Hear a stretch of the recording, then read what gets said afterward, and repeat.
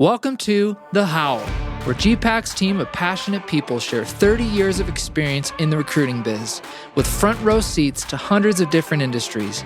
I'm your host, Luke Linus, and I'll be sitting down in the GPAC studio with recruiters, coaches, and industry leaders to talk shop on modern work culture, job hunting tips, elevating your recruiting game, and insight into trends and hiring for companies of all sizes. Hey everybody, welcome back to The Howl, podcast by GPAC. Excited to have you here today. Excited to be in the studio again today for another episode. We want to thank you again for tuning in. I know these days there's a crap ton of podcasts out there, a lot of different things you could listen to. So thanks again for tuning in. Again, if you haven't, there's a lot of great episodes leading up to this point. Jump in, subscribe to the channel, and make sure wherever you listen to podcasts, you've got that new podcast thing popping out every time we drop a new one. So excited today to talk about hiring.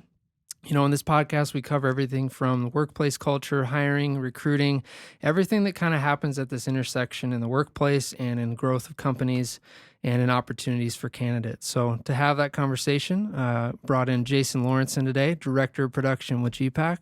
Welcome to the show.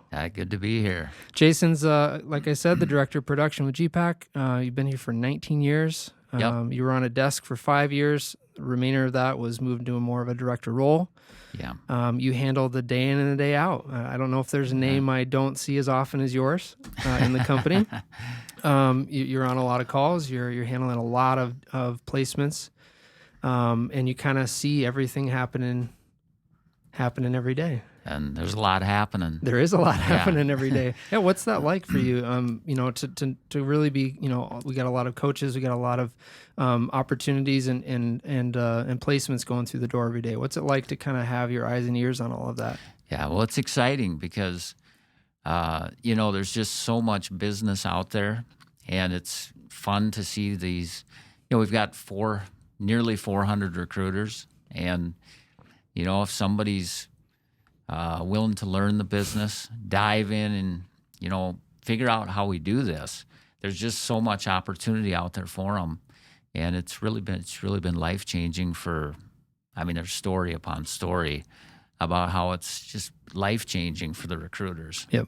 Yeah. And what's it like for you to kind of see the daily shifts, you know, or even the seasonal shifts of hiring? And, you know, you kind of know, you can probably tell by the numbers what the trends are, what the industry's, how the industry's changing. Yeah. And I mean, you know, the last year it's been absolutely on fire. Yeah. You know, COVID last year slowed things down a little bit. Mm-hmm. And we've been through some of the recessions, the times where you hit, you know, where things slow down and you don't know what's going to happen. But usually what happens after a slowdown is it heats up. And that's what happened this time. You know, there was several months where it was just, you know, it was slower than normal. Yeah. You know, things were kind of shut down, but yep. We just kept moving ahead, moving forward, and with faith, knowing that, hey, this thing's going to turn around, and it did. And I would say right now, this very moment is about as hot as I've ever seen it in the 20 years I've been here. And why is that? I mean, you know, I do remember a lot of last year there were hiring freezes. Companies were saying no way. And I don't know, it's surprising to me that we're in this moment. Yeah. It is a little bit, but at the same time it's not.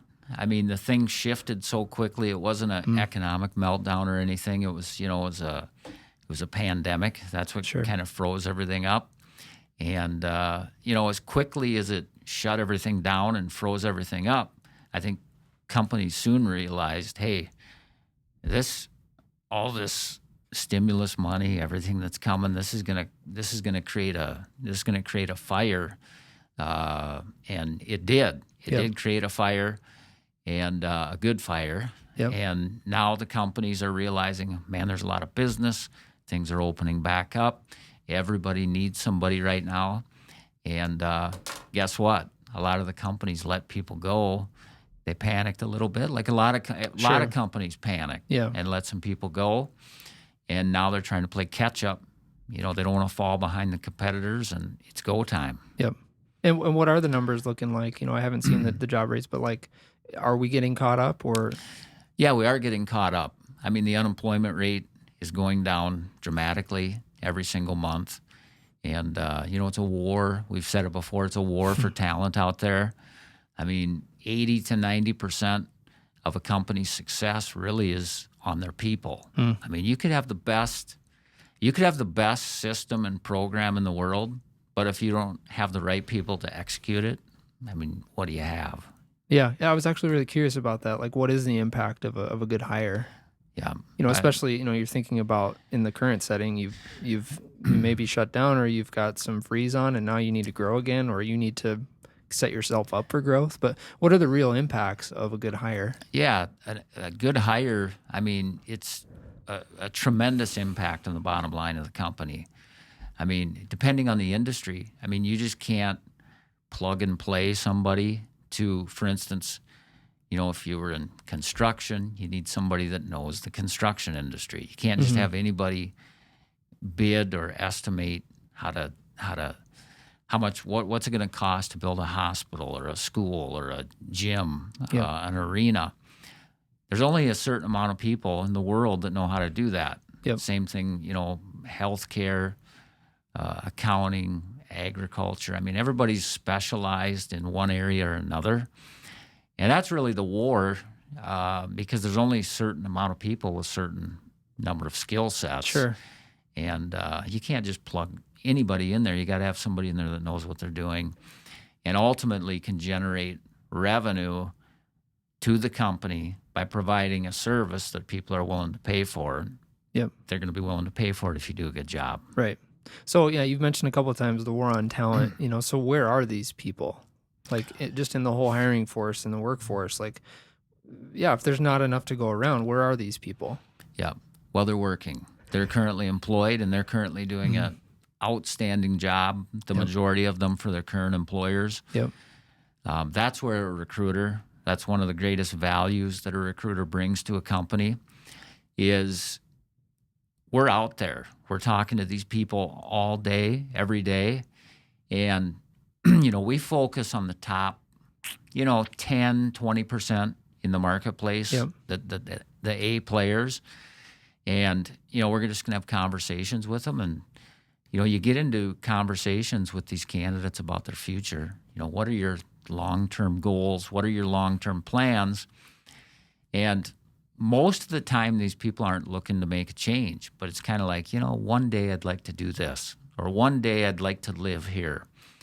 And you get into those conversations, and pretty soon, you're noting all these conversations. So you're kind of like an agent. And the candidates will say, if you ever find something that's this situation or this scenario, I want to hear about it. So they aren't advertising that they're looking. They aren't telling everybody, hey, I'm looking. It's, most are pretty quiet about it, but they will tell a recruiter. And that's the value we bring to companies when they have a need. If they run an ad for this person, they're not going to apply to it. Yep. They don't want it getting out that they're looking. Sure. But they confidentially would engage in conversation for the right situation. Yep. And those are the types of candidates we can bring to the table. Like I said, they're not out there yelling and screaming that they're looking. It's very confidential. Yeah, so the agent, I think that's a really good way of thinking, because it's not just throwing it out to the public sphere. Now that the cool part about the modern era is that you have things like Indeed and LinkedIn and lots of digital platforms for communicating and sharing needs, but the reality is you're not necessarily going to share all of those things. And an agent or a recruiter provides a means for finding you a key player without maybe throwing it out there on Indeed. Yeah, and all those artificial intelligence things are awesome. Yeah. They can, if you were a company, you could get into the AI, the artificial intelligence, to get candidates funneled your way. So that's like software that's kind of doing some matchmaking. Yeah, in a way, and right? the job boards and LinkedIn, all these tools that companies use, and we use them too. Yep. If the companies use them, we're using them as well. If there's a tool that works, the recruiters are using it as well as the companies. But, at the end of the day, the recruiter is developing a relationship with the candidate, and no tool, no anything can figure out what is in somebody's head. You got to have a conversation with them, and people aren't going to make a change for something that is not a desire for them. Like, I really desire this opportunity, and like I said, no software or tool is going to figure that out. Only a conversation on a personal level is going to figure that out. Yeah, I think I think it was episode 1, I had a conversation with Shay Geelan about that. We were kind of talking about the future of recruiting and the automated versus the human element. So what I hear from you is that difference maker is kind of the things that a recruiter is able to learn about somebody that maybe they don't even know about themselves. Right. In order to actually find them the right person or find someone that right opportunity. Is there anything else that kind of, in that era where there's kind of this like quiet battle over automated and real or personal human, what else does a real recruiter provide to a company in that situation? Yeah, well, both the companies and candidates, so first let's talk about companies. Sure. Like I said, all companies have some type of setup to interview candidates, take them through the interview process. Most of them have it's an HR department. And an HR department, they're tasked with payroll, insurance questions. I mean, their plate is pretty full with all the day-to-day things involved with the company. And by the way, we need to have these individuals in place within our organization. They're key because we're losing money every day because we're missing these key individuals. Yep. So the biggest value that we provide to a company is, these HR departments are overwhelmed. It's not easy to find these candidates. So, we've got 400 people, and all day, every day, we're recruiting for these candidates that are hard to find. That's all we do. From sun up till sundown, we're making phone calls, we're sending messages, we're sending emails, we're connecting with them, we're having conversations, and it's still not easy. It's still not easy to find the right candidate. So I can't imagine, an HR department having all these other duties and responsibilities. And in addition to that, you've got to go get these candidates. And so it's really not a fair fight. It's not, if you want to classify it, a fight, but it's really not a fair fight, a recruiting firm versus an HR firm. No knock on them. Sure. But, if we had to do 10 other things besides what we do, I don't know how you do it. Yep. Yeah, it's kind of the specialization aspect of it.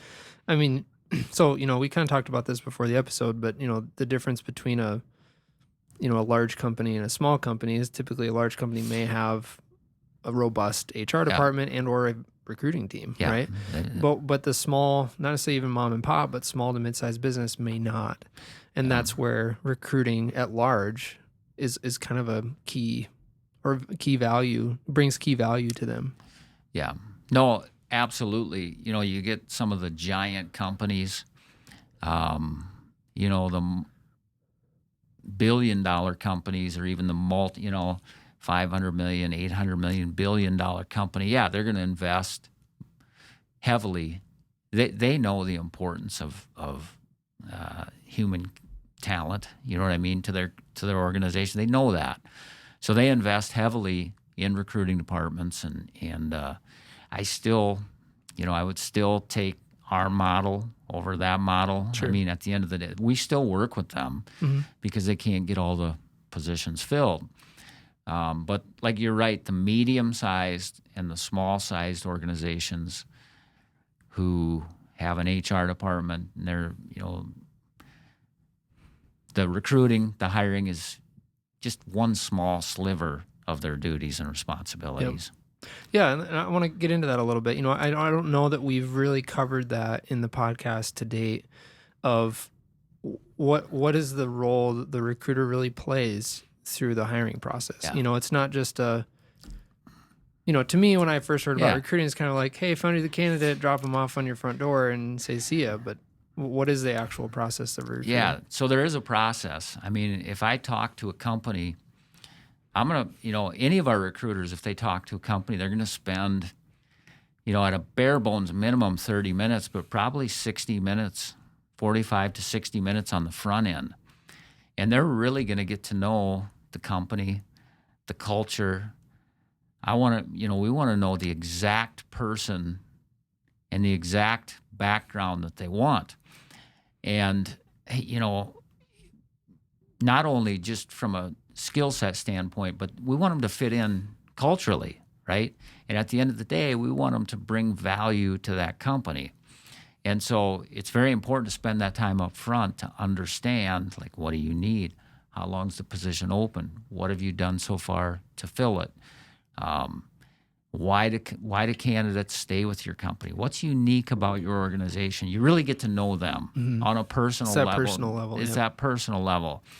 And then you can accurately go out and, talk to candidates in the marketplace that have the exact background they're looking to find. Now, you're gonna talk to a lot of them, and not a lot of them are. There's far fewer that are ready to make it. There's not that many. I mean, you've got to talk to all of them, and at some point you're going to get some individuals that say, you know what? Again, this goes back to that person where you get on this conversation with them, and they'll say, that does sound interesting. I've been thinking about making a change for this type of opportunity, and that's what this sounds like. Sure.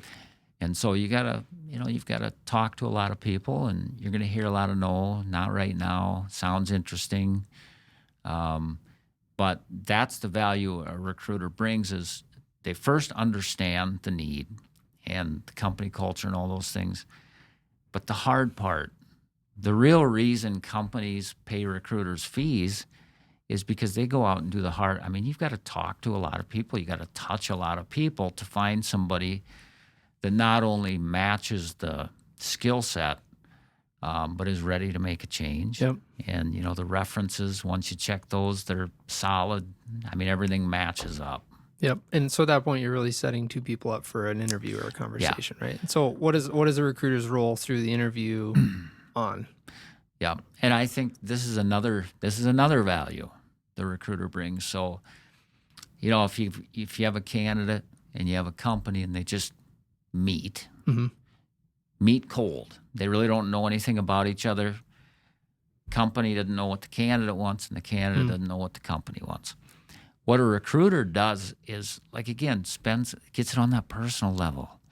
Spends time with the company, spends time with the candidate, and really takes the time to understand what is causing you pain, what's causing you pain, what would cause that pain to be eliminated.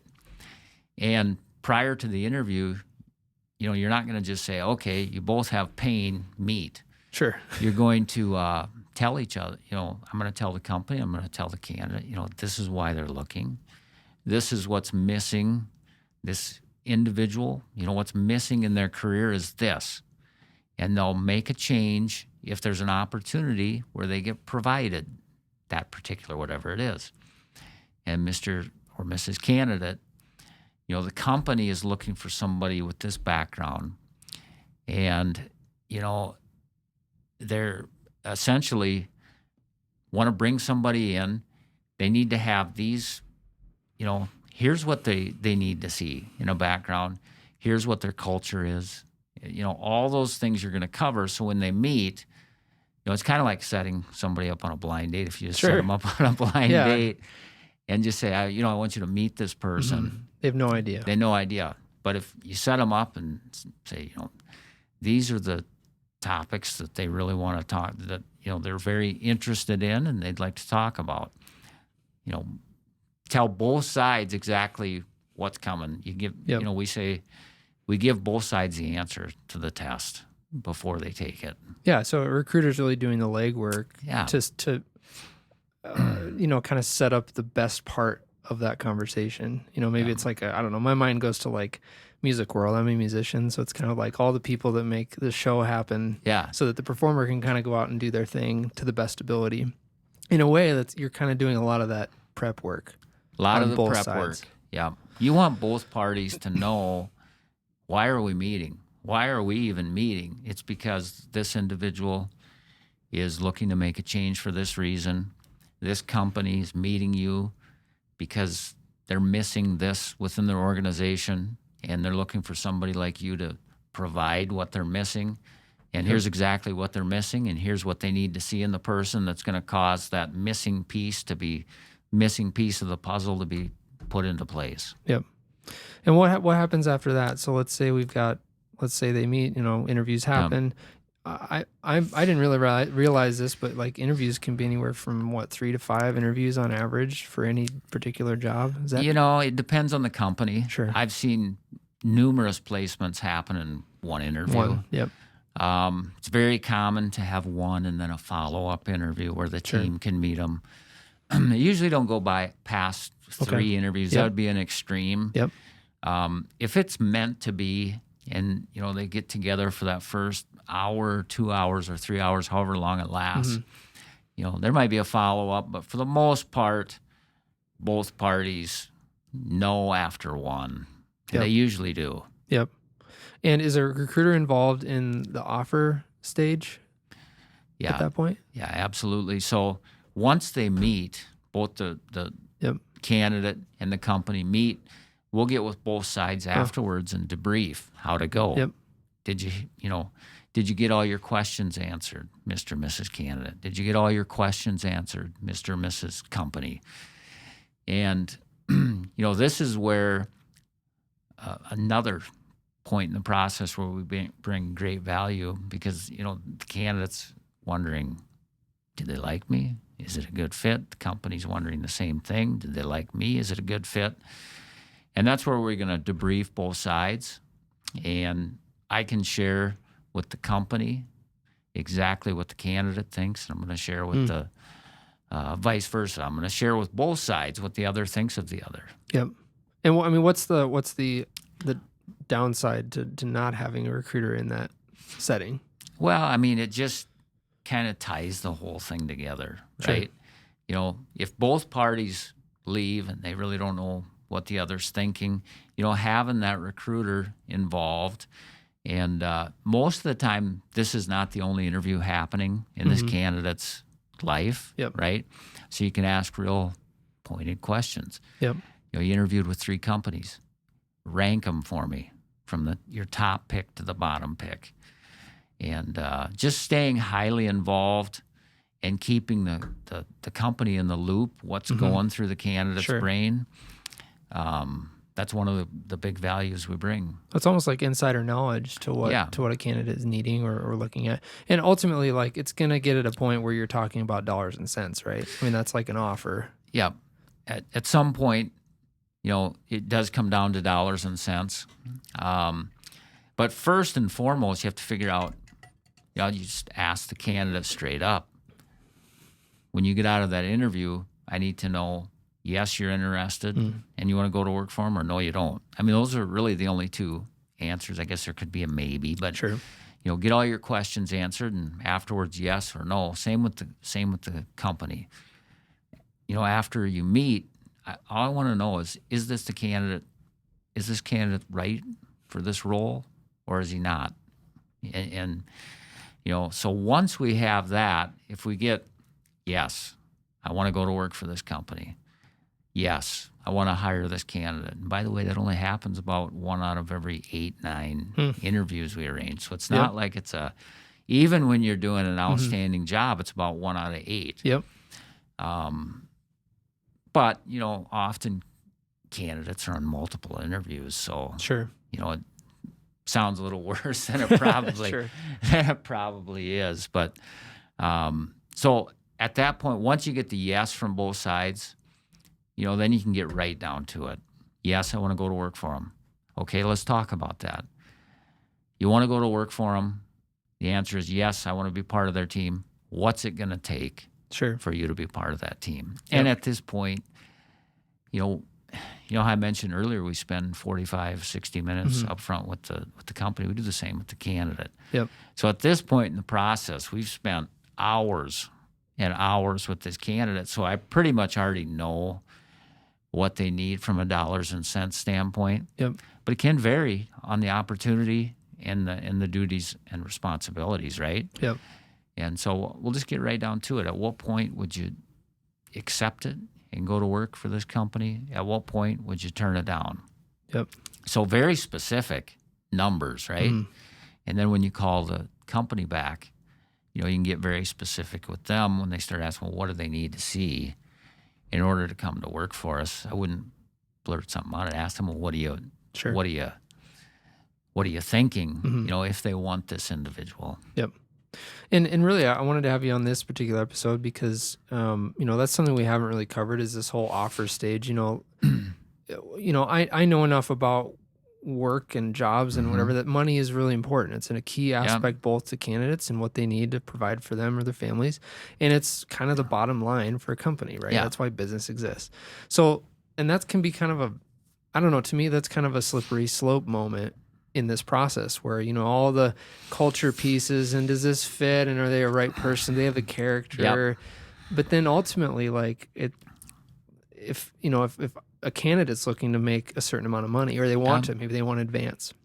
And a company is not wanting to blow all of their bottom line on a candidate. So like it feels like a kind of a challenging environment. So how, even recruiting aside, like how do you handle that whole process of just for a company? How would you handle that whole offer stage? Yeah. The offer stage, well, first of all, and I see this all the time, I've been doing it for a long time, 20 years. Yep. And I see companies that say, well, I just want to make them an offer. And, they want them. So I just want to make the candidate an offer. But does the candidate even want to receive an offer? They don't know that, right? Oh. And so why make an offer to a candidate who doesn't even want to be part of the organization? The recruiter They're can just not find that out. interested. Do Sure. you want to go to work for this company? No, I don't. So why would you make an offer that's going to be rejected? So that's one of the things we can help with. First of all, do they want to be part of the team? If they don't make the offer. If they do want to be part of the team, that's where we can get really down to brass tacks with the numbers. And it's not always about money. In fact, most of the time, it's not about the money. I mean, it plays a piece or it plays a role in it. Yep.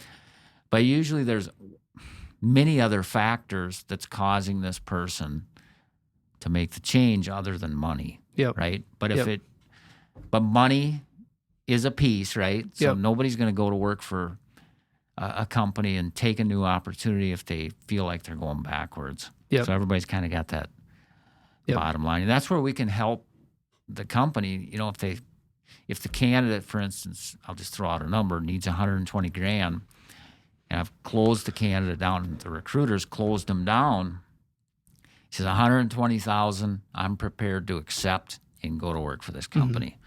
Well, if I call the company and they say, we're thinking, we love this candidate, we love him, we've got to have him on our team, we're thinking about offering him $100,000.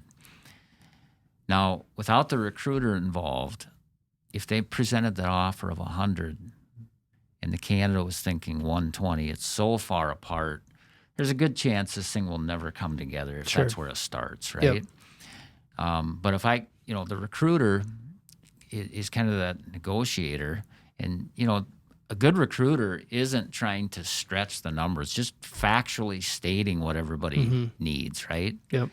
And that's what when you have a good recruiter is, they're just flat out, with the company, they'd say, look, the candidate is prepared to go to work for you without a doubt. It's a great match, a great fit, but it needs to be $120,000. Yep. If it's less than $120,000, you might as well not even make the offer. Don't make the offer if it's less than $120,000 because the candidate's not ready to take it. Yep. So, really it is providing that insight that a company more or less would feel like they may be throwing an offer into the dark. Yeah. Right. I mean, which can be, you could lose a candidate because of that, right? I mean, if you offer them way too low, they walk away. And I mean, like what's the out cost of that is you miss that I opportunity. mean, you see that all the time. Offers getting turned down. That, if somebody was involved with that, this thing, both sides wanted each other, and it fell apart over a few $1,000. Sure. Why? In the long run, it's very short-sighted. I mean, if the company's going to make a lot of money, and the candidate is going to generate a lot of revenue. Both sides are going to win, right? The candidate's going to get an opportunity they want. They're excited about. The company's going to get a lot of revenue generated. And these companies, they generate a lot of revenue from good people, and they know that. That's why they pay. That's why companies are willing to pay recruiter fees. Yep. It's a $200 billion industry worldwide, by the way, recruiting. Wow. $200 billion. So it's a big industry. Right. Most companies are using recruiters. So earlier you mentioned, the impact of a good hire. Now that we're kind of talking about these dollars and cents, I'm not asking you to give necessarily like hiring advice, but is it worth it for a company to maybe pay a little bit more for a candidate, knowing that they could be the next person that really takes their company to the next level? I think as a company, I'm thinking like, oh man, I mean, they're asking for a lot.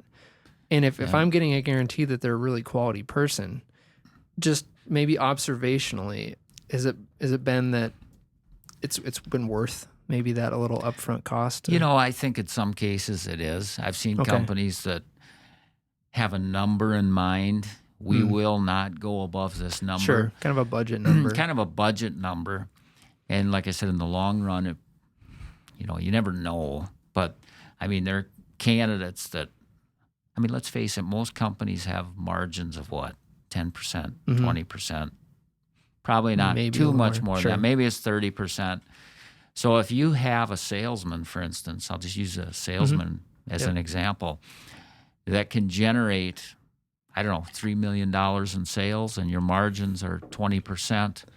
That's a fair amount, $600,000. Right. And this, that's why companies pay fees. Is if it didn't work, they wouldn't pay them. Right. If it wasn't a winning proposition for them, they wouldn't pay them. Right. And why would they? A lot of people ask me, I gotta hit this. Do it. Yeah, so all the time I hear, I don't get it. Why would companies pay a recruiter? Why don't they just place an ad? Sure. Why don't they just talk to people that they know in the industry already? Yeah, do their own hiring. Their own hiring. They're doing that. And, like I said earlier, they're running a business. Whatever industry they're in, they're focused on running that business, which that's what they should be focused on, right? They want to make that business, as successful as possible and profitable as possible. So for them to spend all their time trying to find the candidates that can, fill the gaps that they're missing, and they're losing money every day. If you have a sales territory that's not being covered, and it's potentially a $2, $3, $4, $5, $10 million sales territory, how much money are you losing by not having somebody in there? And that's why they pay the fees. And like I said, they're focused on their business. So that's our specialty. We spend all of our time seeking the top candidates out there. So, I always wonder when somebody says, we don't use recruiters. Why not? It doesn't cost anything to talk to the candidates. And if I told you could, talk to somebody that can generate $5 million in sales, you wouldn't be interested, I get it. Everybody's got budgets, but, if you can hire somebody or bring somebody into your company that's going to change that bottom line dramatically, why wouldn't you want to talk to them? Right. Yeah. So objectively, it's kind of like you're talking about hiring potentially inexpensive talent that could really, really grow your company. Yeah. But then you're paying a little bit more for a fee for that, right? Well, there is a fee. But on the flip side, you may not ever find that person. Yeah. Right? Yeah. Like that's kind of to me, the apples to apples here. Like, yeah, you may pay a little bit more for a fee plus whatever you're, paying for that person. But on the other hand, you may not ever know that person even was looking for that opportunity. Why not get in the know? Yep. If think about like Tom Brady. Sure. He was with the Patriots. I'm a sports guy, so I'll do a sports reference. Now, he had an agent that knew he was talking to his agent, right? You know, Super Bowl champion, been there for years. But he whispered in his agent his ear, you know, I'm ready to get out of New England. Let's start talking to some teams that might be interested in my service. Now, why wouldn't you, if you didn't have an all-star or all-pro quarterback, why wouldn't you want to at least talk to him? And so that's the same. Like if you're in the niche that we're recruiting in, or anybody's recruiting, whatever your industry is, why wouldn't you want to at least talk to the best players out there? It doesn't mean you have to hire them. Doesn't mean, if you talk to them and you don't like them, if you check, we encourage our companies, check the references. Do whatever you need to do to figure out if they're a star. And if you don't feel comfortable with them, if you don't feel like they're going to make a difference to your bottom line, don't hire them if you don't feel like it's, a game changer. That's good. Hiring is a little risky, right? You could find the Tom Brady, and Tom Brady might leave in a year, right? There's literally no guarantees in the world and in this business of that working. But it's still worth hiring good people. But what's the cost of a bad hire? I mean, because we talked about the good, but what is the cost of a bad hire? You can look that up. You can look that up online and just, what is the cost of a bad hire?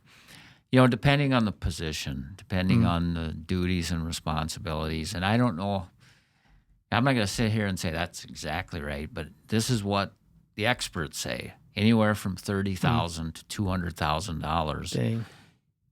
The cost to a company for a bad hire.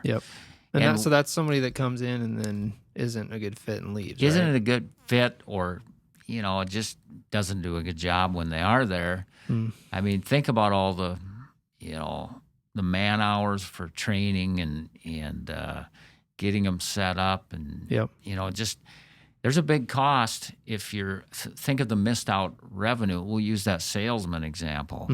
If this territory is a $5 million territory, and the salesman you hire can't sell anything, think of all the revenue you're missing out on the full potential of that territory.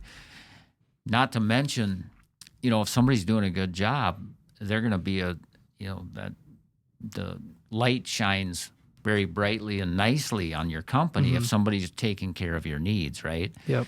The opposite is true, right? If you have a bad representative of your company, that doesn't look good for really your company. Costly. I mean, it's just a bad impression, very costly. What is the cost of, getting a bad reputation out there because of poor service? What is the true cost? So all these things, factor into that equation, but that's the number I've heard, $30,000 to $200,000 per year. And those are big things. And so, I think it goes without saying that there's a reason then to take this kind of, especially as you're screening people and getting to know them, and even all the way through the offer stage, it's really important to be thorough in that. And I know that it's kind of provoking the unapologetic, hey, this is the place for recruiters to jump in. But truly, there's something that recruiters can do in that place that can cost a company a lot of money, or a lot of time, or a lot of reputation. On the other hand, of having somebody really screening well and putting top talent in the opportunity, to me, it just makes a lot more sense knowing that, man, don't want to hire the wrong person. You don't want to hire the wrong person. And on top of that, some of these departments, like an HR department within a company, they're getting, you put out a posting, a lot of them are putting out postings, they're getting bombarded with, resumes of people that don't match. Sure. I mean, how much time is wasted with that? I mean, that's what we do. Just looking through resumes. Through resumes, and you will get some good candidates that apply, but really the passive candidate, that candidate that is, again, like I said earlier, is doing an outstanding job for their current company. Their company would be sick if they left. And they would be sick if they even knew that they were kind of keeping their eyes and ears open for something different, because they've been have been such a benefit to the organization for years, but they have something that they would like to do, and there's something that's causing them to say, you know what, I need to keep my eyes and ears open for this type of opportunity. And that's what, they're not going to apply to the ad, like I said earlier. I want you to bring me an opportunity that matches what I'm looking for, and if you have that, I'm ready to talk. Yep. Yeah. We've talked about the good. We've talked about the benefit and the impact of a good hire. We talked about the potential cost of a bad hire. I just feel like we can't walk away from today without asking, what can companies do? Maybe it's in the offer stage, and maybe it's just after the offer stage, maybe after the hire has happened. What can companies really do to keep people around? Yeah. Well, I think, why do people leave companies? It's because they feel underappreciated. Yep. You know what I mean? It's our visions don't align. I mean, you got to communicate with your people, stay in front of them. Are their career goals being met? Are they advancing the way they want to advance? Is this exactly what they want to be doing? Yep. I mean, sometimes, if you stay in front of your people and you know exactly what they're thinking and what their long-term goals and aspirations are, you can align yourself with those. Yep. But if you don't communicate with them, yep. I mean, how long is it going to be if you don't communicate with your people before they start saying, I don't know where I stand in the company. I don't know what my future is with this company. Yep. You got to talk about that stuff with them. And if you Yep. stay in front of them and your visions are aligned, you know where they want to be, they know where you're going, and together. Yep. You're really going there together. I mean, you've got to communicate. Yep. Yeah, and it's really encouraging because it's not just about dollars and cents. It's more than that. It's about really valuing people. I just quickly have to hit that. Go ahead. Many times, again, misconceptions, yep. right? Yep. The question, I don't get what people pay you. But the other thing is, a lot of people say, oh, you're a recruiter. So basically what you do is you go out and steal people from companies. Oh, yeah. Entice them with more money. Mm-hmm. Again, I want to hit that. It's very rare. A lot of people think that. Mm-hmm. It's all about the money. These people are only making changes for the money. The companies are only getting the superstars because they're paying them more money. Yep. That's a small piece to it. And if money is the only motivator for the candidate, we talk about this all the time. Sure. If the only thing motivating them is money and yep. everything else is good in their world, they're going to stay put with a counteroffer. Yep. We talk about that all the time. Yep. And that does happen 99% of the time. If every other box is checked, like, they feel challenged, they feel like there's room for growth, they love the people they work with, yep. It's a great company, but it's just the money, that's, it's probably not going to work out for a recruiter or a company trying to hire them if that's their only motivator. Yep. I think that's encouraging for the whole thing here, right? Because yep. it is more about the interactional, the interpersonal, the work environment, the leadership, all of that. Yep. It's not just about can you scalp somebody and send them to another company because you could get them $150,000. Yeah. Which I think it forces companies, in my opinion, to own the other parts of that equation. If they want to hire good talent and they want to keep good talent, they have to do some of the harder work on the internal side. Absolutely. If somebody said, well, we're going to get the best people, we're just going to pay them mm-hmm. whatever amount of money sure. they want, and they aren't paying attention to the culture and they aren't paying attention to how they treat their customers. I yep. mean, your people see that. Doesn't matter how much you pay them. If people are miserable where they're at, yep. they're going to leave yep. regardless of the money. Yep. That's really good. That's really good. Well, awesome. I kind of want to round out the episode the same way we do every episode, just kind of some fun rapid fire questions. Oh, no. You don't get much time to think about it. You just kind of go. I won't ask anything awkward, so don't worry. But yeah, I kind of want to land on one that's relevant to the day. So are you ready? You got 5 questions. I've got 5 questions. We'll round don't make out them the too episode. Hard. All right. So some people like hot weather. Some people like cold. Which one are you? Hot. And where do you go to find it? AZ. AZ? Yeah. Arizona? All right. What is one of your strongest personal values? Yeah, I would say integrity, honesty, treating others regardless of what they do with respect. Yep, that's good. How have you seen, this is an industry, it's a unique industry, right? It's not the same as construction or economics, right? It's its own thing. You've seen a lot of people work in this industry. Yeah. What are some of those things that change most in those people when they seek out to be a recruiter? When they seek out to be a recruiter. Well, I mean, you have to, if you're an introvert, I mean, you're scared to talk to people. It's not going to work. If you're going to make it in this business, you've got to be able to talk to people and carry on conversations with them. A lot of people find that difficult, but I've seen people that were the shyest. And, I'm fairly shy myself. Maybe it doesn't appear that way, but I'm talking a lot. But yeah, I've seen some of the shyest, most quiet individuals turn into, I don't want to say they're the life of the party, but they've really grown by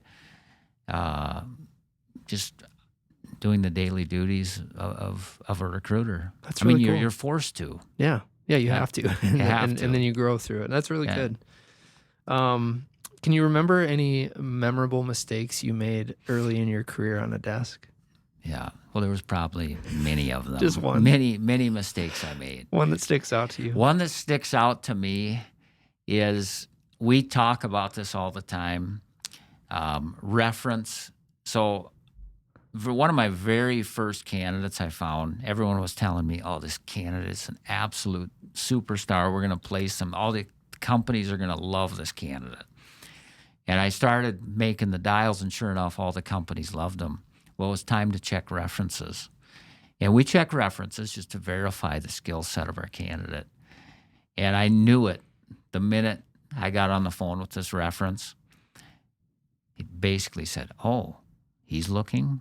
I had no idea he was looking. He was a former employer.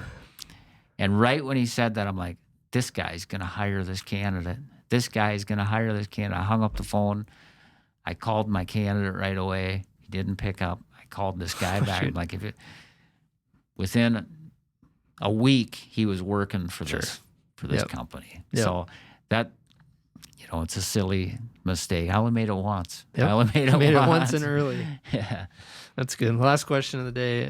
What's kind of, okay, because if somebody's made it to the end of this episode, they may be a candidate or somebody out there in the workforce. They may be somebody from a company, CEO, manager, anybody, right? Yeah. Could be a fellow recruiter. What's one thing that you would say is really important to remember in that offer stage, kind of that hiring process that you really want to leave with people today? Yeah, I think first of all, before you present an offer, let's figure out if the candidate that you're going to present that offer to really wants to be part of your team. Would you want to present an offer to somebody that doesn't even want to be part of your team? Let's figure that out first. Forget about the money. Do you want to be part of the team? Does the company you represent, the company you're with, provide to this candidate what's missing? And if that's the case, and they do want to be part of the team, then let's get right down to it. What do they need to see? And I guess at the end of the day, you're going to present an offer that you feel comfortable with, but don't present an offer blindly. Sure. And just, I don't know if they want to be part of our team. Let's just draw up an offer and see if that gets them. They can be so more precise than that. And, in the end, I think it's going to start the relationship off. If it's meant to be, it's going to come together, but it's going to start the relationship off on the right foot when an offer is presented and the offer is exactly what they needed to see. Don't start it by coming in way late, and then it kind of starts awkward to begin with. Yep, so kind of getting things started on the right foot. Yep. Awesome. Thanks for taking the time on the episode. It's fun having you in. Loved it. Yeah, and Good thank job. you for joining us. Like I said at the beginning of the episode, make sure you subscribe to the podcast. Check out all the really great episodes for this and a lot we have lined up to come. So we're excited. Again, check out our website, gogpac.com/knowledge center. Again, lots of great articles, resources, videos, stuff to inform you and help you as you win at the corporate game and learn everything there is to know about hiring and recruiting. And again, we'll see you next episode.